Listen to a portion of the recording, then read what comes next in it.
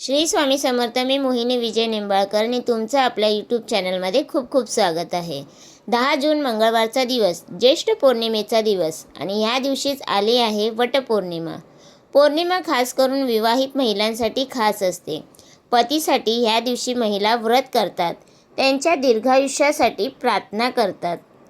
ह्या वटपौर्णिमेच्या दिवशी जर तुम्ही हा उपाय केला, उपाय हा महिलांसाठीच आहे, तर काय करायचं आहे, 5 तुळशीची पाने घरात ह्या ठिकाणी ठेवली तर कोणत्याही गोष्टीची कमी पडणार नाही. घरात बरकत राहील, धनधान्य कमी पडणार नाही, घरातील लोकांचे स्वास्थ्य हे उत्तम राहील. म्हणून हा उपाय करायचा आहे.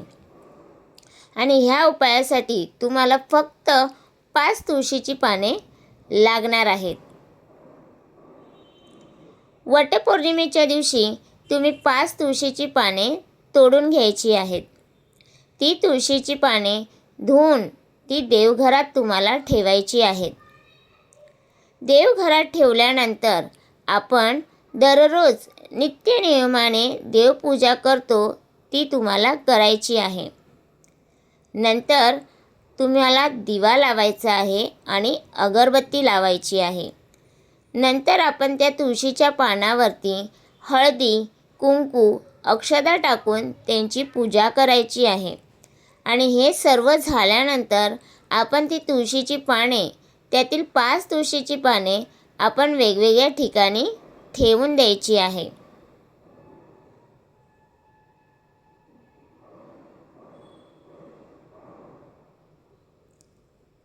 पहिली जागा म्हणजे आपण आपल्या घरातील जिथे धान्य ठेवतो तिथे हे एक पान ठेवायचे आहे. म्हणजे त्या धान्यातच हे एक पान तुम्हाला ठेवून द्यायचं आहे. दुसरे तुळशीचे पान आपण तिजोरीत ठेवायचे आहे. जिथे तुम्ही दागदागिने किंवा पैसे ठेवता तिथे तुम्हाला ठेवायचे आहे. तिसरे पान आपण आपल्या पतीच्या पाकिटात ठेवायचे आहे. चौथे पान आपण देवघरातच राहू द्यायचे आहे.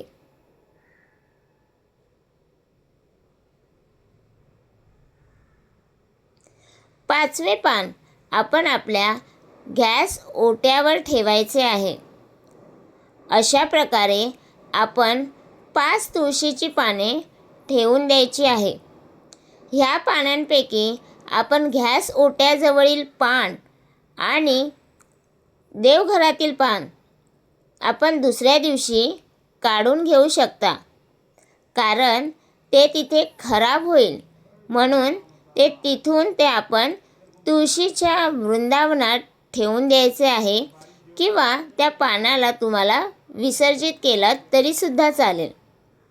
बाकीच्या दुसऱ्या ठिकाणी आपण ठेवलेली पाने आपण तशीच ठेवून द्यावी. ते सुकलेले असेल तरी राहू द्यावे.